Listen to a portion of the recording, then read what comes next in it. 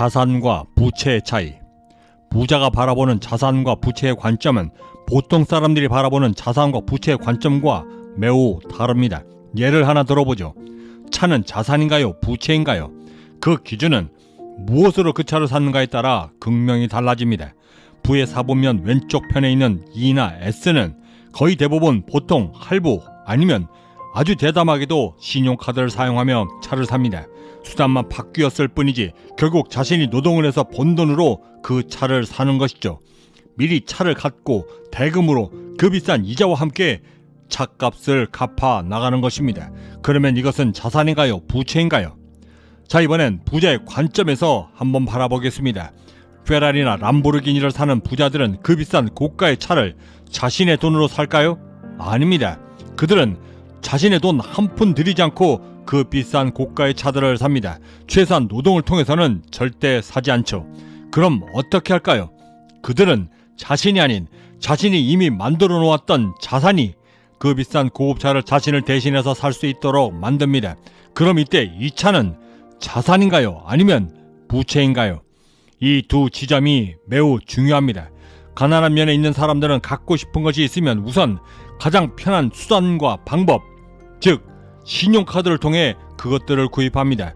그리고 그 모든 돈들은 자신이 그토록 힘겹게 벌어 일했던 노동의 대가에서 만들게 되죠. 통계에 따르면 부자들은 거의 현금을 사용합니다. 저 역시 마찬가지고요. 왜일까요?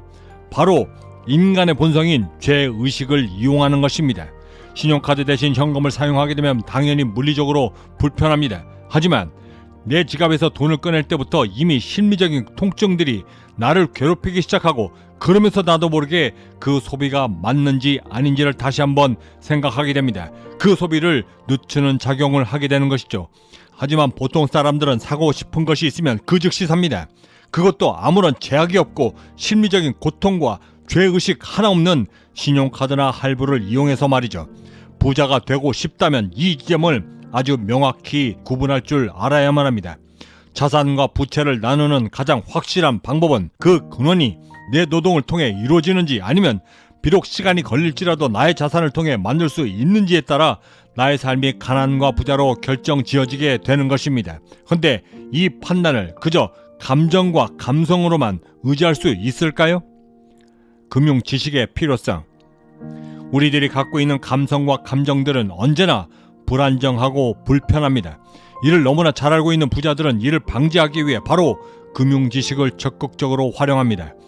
직업을 갖고 있으면 오직 자신이 하는 일에서만 배울 수 있지만, 금융 지식을 스스로 배우고 터득하여 세상을 바라볼 수 있게 되면 이 세상엔 부자와 가난한 자들로 이루어져 있고, 내가 어디에 속해져 있는가에 대한 매우 냉철한 현실 감각과 어디에 속하고 싶은지를 결정하게 되면, 그렇게 함으로써 나는 돈을 위해서만 노력하는 대신 그 똑같은 노력을 진짜 내 자신만의 자유를 위해 일할 수 있는 방법과 기회를 얻게 되는 것입니다. 이것이 바로 진정 금융지식이 갖는 의미인 것입니다.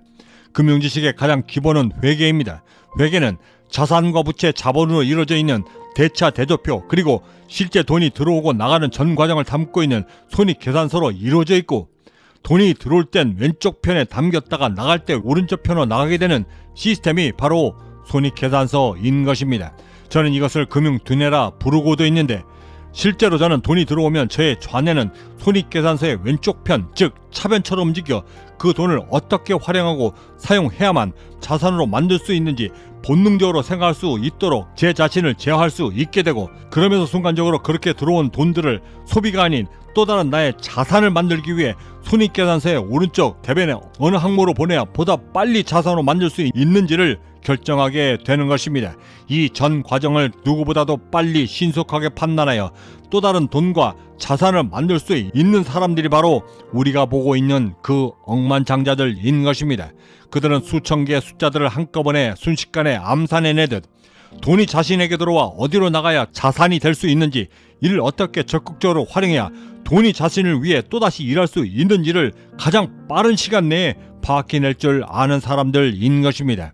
만약 자신이 원하는 만큼의 자산을 만들기 위해 돈이 손익계산서의 차변에 충분치 않다라고 한다면, 그때부터 세금을 어떻게 더 절세할 수 있는가를, 그 방법을 다시 찾게 되고, 혹은 그 고정비를 줄이기 위해 스스로가 구두쇠가 되는 것을 절대 서슴지 않기도 합니다.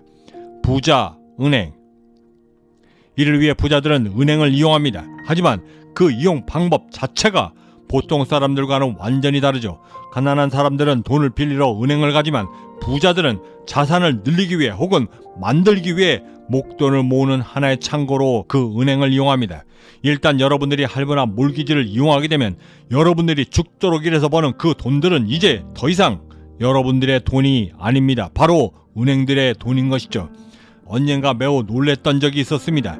이제 막 대학교에 입학했던 한 여학생이 제게 들고 왔던 신용카드 신청서에서였습니다. 그 신청서의 가장 맨 위 첫 번째는 가장 눈에 띄었던 부분에는 아주 큼지막하게 이렇게 써져 있었습니다. 자산 상태. 이제 막 대학교에 입학한 여학생이 자산이 어디 있었을까요? 모두가 아는 그 진실을 은행은 마치 이미 사회생활을 한참이나 한 직장인들처럼 그 여학생을 취급했고, 부자들이 가장 잘 사용한다는 그 단어 자산이라는 단어를 이용해 마치 신용카드를 갖게 되면 부자들이 되는 것처럼 할 수 있다라고 말하며 그 신용카드를 발급받게 만드는 것입니다. 그러면 그 여학생은 몹시나 기뻐하며 그것이 독인지도 모른 채 먹는 사과들처럼 그 신용카드를 낼름 받아먹게 되는 것입니다. 그러면서 그 신용카드가 마치 피터팬의 요정의 요술봉인 것처럼 착각하고 사용하며 사회생활을 하기도 전에 신용불량자가 되어 사회에서 경제적으로 격리되게 되는 것입니다. 부자가 된다는 것, 금융지식을 쌓는다는 것, 이것의 궁극의 목적은 돈을 버는 것이 아닐지도 모릅니다. 세상으로부터 나를 지키고 그럼으로써 내 삶을 책임져 남들과 다르게 살 수 있는 기회를 얻는 것에 그 방점이 오히려 찍혀 있는 것입니다. 그리고 그런 삶을 사는 사람들을 세상은 부자의 삶이다 라고 말하고 있는 것입니다. 제가 처음 집을 샀을 때는 25살 때였습니다. 하지만 그 집은 제가 살 집이 아니었죠. 월세가 나오는 투자용 부동산이었습니다. 그럼에도 불구하고 저는 여전히 아주 허름한 냉방조차 되지 않았던 쥐와 바퀴벌레들이 득실거렸던 그 아파트에서 바닥에 매트리스 하나 깔고 살고 있었습니다. 그러면서 동시에 저는 투자용 부동산을 통해 월세를 만들어 나갔고 저의 또 다른 주머니를 통해 돈이 모이도록 만들었습니다. 바로 집을 자산으로 만들기 시작했던 것입니다. 자산의 시작. 제가 처음 임대사업을 시작해야겠다라고 결심했을 때 제가 동원할 수 있었던 최대 자금은 18,000달러가 전부였습니다. 그리고 그 초기 자금에 맞춰 최대한 좋은 입지에 인테리어 비용도 들이지 않는 집, 그리고 최대한 좋은 역세권에 있는 아주 작은 아파트 하나를 구입했습니다. 당시 저는 여전히 직장을 다니고 있었고 저의 현금 흐름의 근간은 여전히 가난한 사법면 안에 서 있었습니다. 그래서 저는 가난한 저의 현금 흐름 속에 가용할 수 있었던 최대 수단, 즉 제가 갖고 있던 신용카드를 통해 그 모두를 지불했고, 그렇게 해서 얻을 수 있었던 최대 임대 수입은 최초 25달러가 전부였습니다. 이게 바로 저의 첫 자산의 시작이었습니다. 하지만 이 준비를 하기 위해 저는 1년 8개월 동안 거의 2년간을 금융 지식과 금융 교육을 스스로 독학하며 부자의 사법면에 있는 사람들처럼 생각하고 느끼고 판단할 수 있도록 확신을 얻기 위해 노력했습니다. 그리고 그렇게 해서 만들어졌던 저의 자산은 기존에 가난했던 현금 흐름에서 부자들만의 현금 흐름으로 바뀌기 시작했고, 무한 반복적으로 저의 주머니에 리턴되어 저의 주머니를 채워주었습니다. 그리고 머지않아 제 노동으로 벌었던 노동의 대가로 지불했던 몰기지, 건물 유지비용, 그리고 심지어 세금에 이르기까지 그 모두를 벗어나기 시작했고, 급기야는 제 돈 한 푼 들이지 않고 오로지 들어오는 자산에 의해 만들어졌던 캐시플로우, 즉 현금 흐름만으로 그 모든 것을 100% 지불할 수 있게 되었습니다. 그리고 그 다음부터는 이 최초의 임대 수입 25달러는 계속해서 부러져 나가 오로지 자산에서 나오는 현금 흐름만으로만 거대한 호텔 하나를 살 수 있었습니다. 그리고 그 호텔은 1200개가 넘는 숙박이 가능했던 거대한 황금알을 낳는 거위가 되었습니다. 이렇게 말씀드리면 사람들은 오로지 제가 임대 수입만으로 자산을 이루어 그 호텔을 인수한 줄 알고 계십니다. 만약 아직도 이렇게 생각하고 계신다면 지금부터 제가 말씀드릴 내용들을 귀담아 들으셔야 할 것 같습니다. 지금부터 말씀드리는 이 내용들이 바로 진짜 부자들이 하는 금융 교육과 지식들을 이용한 자산을 만드는 방법과 비밀이기 때문입니다. 부자의 진짜 비밀. 자, 결론부터 먼저 말씀드리고 시작하겠습니다. 진짜 부자의 현금 흐름의 방점은 바로 세금을 어떻게 이용하고 활용하느냐에 따라 그 부의 크기가 결정되기 시작합니다. 이것을 아느냐, 그렇지 못하느냐에 따라 똑같은 집도 어떤 때는 자산이 되고 또 어떤 때는 평생 짊어지고 가야 할 부채가 되는 것입니다. 예를 하나 들어보죠. 여러분들이 지금 집을 하나 산다라고 가정해 보겠습니다. 그리고 월급이 억대 연봉을 넘어 그 이상이 되어 지금 살고 있는 집 대신 자식들 혹은 재테크용으로 하나 더 구입한다라고 가정해 보겠습니다. 이때 금융지식과 금융교육으로 무장된 부자들은 순식간에 평당 임대료를 기준으로 몰기지가 얼마나 나가고 유지비용은 얼마이며 그 마지막으로 세금이 평당 얼마나 들어가는지를 계산하게 됩니다. 만약 여러분들이 개인적으로 집 두 채를 사게 되면 정부는 여러분들을 매우 성공한 개인적인 엄청난 부자로 판단하게 되고 이에 따라 취득세를 중과세하기 시작합니다. 특히나 조정 대상 지역에 있는 주택을 사게 되면 투기꾼으로까지 판단되어 두 번째, 세 번째 주택을 구입 시에는 8.4%에서 9%, 그리고 세 번째 주택부터는 12.4%, 13.4%까지 세금이 중과세되며 늘어나게 됩니다. 하지만 이 집을 임대사업자로 민간주택 임대사업자로 구입을 하게 되면 어떻게 될까요? 이때부터는 임대주택에 대한 재산세 감면 특별법에 따라 전용 면적 40제곱미터 이하의 임대 목적의 공동주택, 다가구주택 혹은 오피스텔들을 임대 목적으로 두세 대 이상 구입을 하게 되면 재산세는 완전히 면제가 되고 심지어 그 면적 이상 40제곱미터 이상이어도 75%나 재산세를 감면해 줍니다. 이렇게 금융지식과 금융교육을 통해 알게 된 부자 지식을 통해 평당 임대 수익에 숨겨져 있던 그 거대했던 임대 세금들을 고스란히 아낄 수 있게 되고 내 호주머니 속으로 가둘 수 있게 되는 것입니다. 바로 이 비밀 때문에 부자들이 더욱더 부자가 되는 것입니다. 금융지식을 통해 자산을 만든다는 것은 이런 것입니다. 마치 황금알을 낳는 거위를 사는 것이죠. 보통 사람들은 거위를 사는 대신 슈퍼로 달려가 자신들의 돈으로 그 많은 달걀들을 삽니다. 목적은 오직 하나, 자신이 직접 요리해서 먹기 위해서일 뿐입니다. 하지만 뱃속으로 들어간 그 달걀들은 절대 황금알을 다시 낳아주지는 않습니다. 바로 그 차이가 자산이 되는 것이고 바로 그 차이가 바로 부자로 사는 삶의 방식을 만들게 되는 것입니다. 황금 거위를 잡다.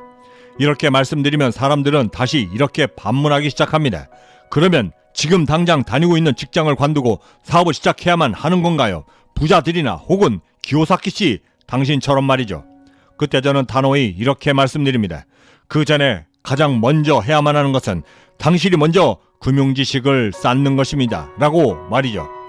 금융지식과 금융교육은 이 부의 사분면 모두에서 가장 강력한 힘인 현금 흐름을 제어할 수 있는 능력을 만들어줍니다. 그런데 이건 학교에서 절대 알려주지 않죠. 이 모든 교육들은 학교가 아닌 바로 이 세상 밖에 존재합니다. 그리고 이것을 모두가 당신 스스로가 찾아 배워야 하고 익혀야 하며 경험하며 그러면서 깨우치고 얻어야만 하는 것입니다. 그리고 그렇게 금융지식과 금융교육을 깨우칠 수 있게 되면 삶에서 가장 중요한 두 가지 의미를 갖게 됩니다. 가장 먼저는 내가 왜? 라는 질문을 가슴속에 품게 됩니다. 안전하다 믿었던 직장의 울타리가 더 이상 안전한 곳은 아니다 라는 것을 알게 되고 그래야 직장인으로서 제 아무리 노력을 해도 부의 사분면 전체를 흐르는 이 중요한 현금 흐름을 만들 수 없다라는 문제를 마침내 인식하게 되면서 이것이 가장 강력한 삶의 동기부여를 만들어 직업이 아닌 당신이 부자가 될 수 있는 방법들을 찾는 곳에 눈을 돌릴 수 있는 기회를 얻게 되는 것입니다. 그리고 마침내 그것을 찾아 행동으로 옮기며 부자의 길을 시작할 수 있게 되는 것입니다. 그리고 두 번째는 부자의 힘을 얻게 됩니다.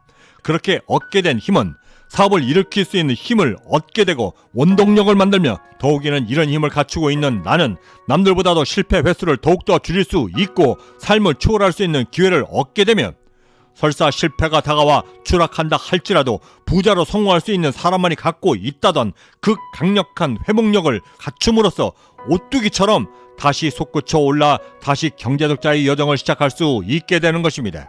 경제적 자유민은 행복한 부자를 꿈꿉니다. 보통 사람들의 평범한 꿈들이 모여 비범해질 수 있도록 함께 만들어 나가는 비전 공동체 채널이기도 합니다. 구독과 좋아요, 알림 설정은 그 거대한 꿈을 시작하실 수 있는 아주 작은 실천의 시작이 될 것입니다. 여러분들의 성공적 하루를 진심으로 응원합니다. 지금까지 경제적 자유민이었습니다. 감사합니다.